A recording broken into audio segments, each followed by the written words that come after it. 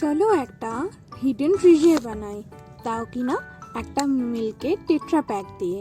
এই টেট্রা প্যাকটাকে আমরা তেরছা করে কেটে নেব, আর তার আগে আমরা কটা মার্কিং বানিয়ে নেব।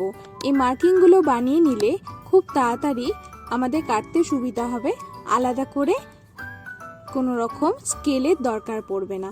আমি একটা ছুরি দিয়ে এই মার্কিংগুলো করেছি। এই মার্কিংগুলোর ওপর দিয়ে আমরা কাঁচি দিয়ে টেট্রা প্যাকটাকে তেরছাভাবে কেটে নেব।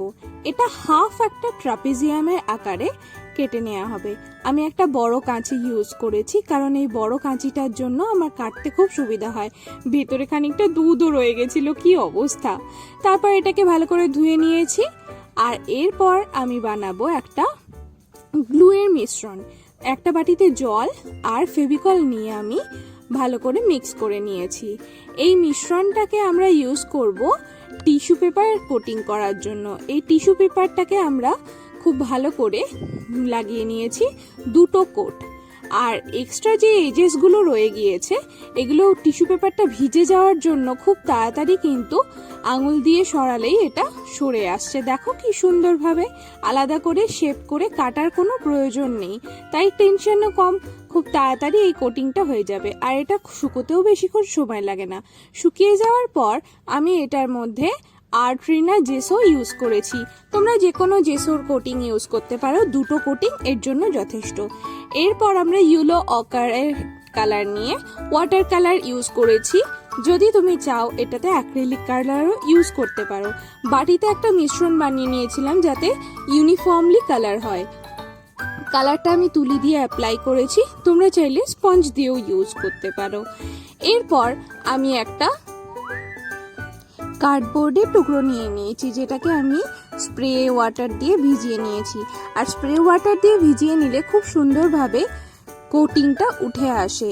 এর ফলে নিচে যে অ্যাসবেস্টাসের আকারে যে গঠনটা থাকে সেটা খুব ভালোভাবে বেরিয়ে আসে। দুটো নিয়েছি আমরা টুকরো, আর দুটো টুকরোকে উল্টোভাবে আঠা দিয়ে আমরা ভালো করে একসাথে আটকে দেব। তার ফলে কি হবে, দেখতে লাগবে যেন একটা অ্যাসবেস্টাসের চালের মতন। এই আঠার অ্যাপ্লাইটা আমি কিন্তু করছি সেই আগের বানানো আঠাটা দিয়েই। পাতলা আঠা হলেও এক্ষেত্রে কোনো অসুবিধা নেই।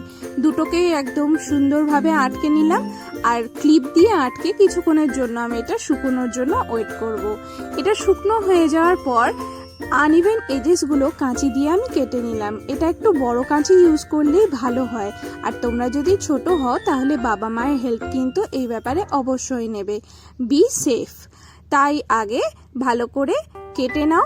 আর তারপর এই কাটিংটার ওপরে আমি একটা জেসোর কোটিং করেছিলাম। সরি, এটা আমার কোনো ছবি নেই। এই জেসোর কোটিং করার পরে আবার আমি রেড অ্যাক্রিলিক কালার ইউজ করেছি। এখানে ওয়াটার কালারও ইউজ করা যেতে পারে। এইটা হলো আসলে একটা হিডেন ট্রেজার। এইটা আমি দুটো পার্টেই ব্যবহার করেছিলাম। দুটো পার্টকে আমি আঠা দিয়ে আটকে দিয়েছি একটা কাগজের সাহায্যে।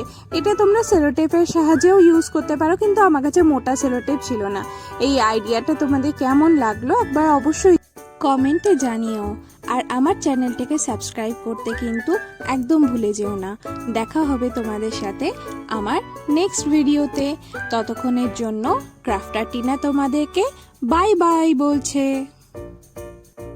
আর এই রকম শোপিসের মধ্যে টাকা লুকিয়ে রাখলে জেনে রেখো, কেউ কিন্তু জানতে পারবে না এর মধ্যে টাকা রাখা আছে।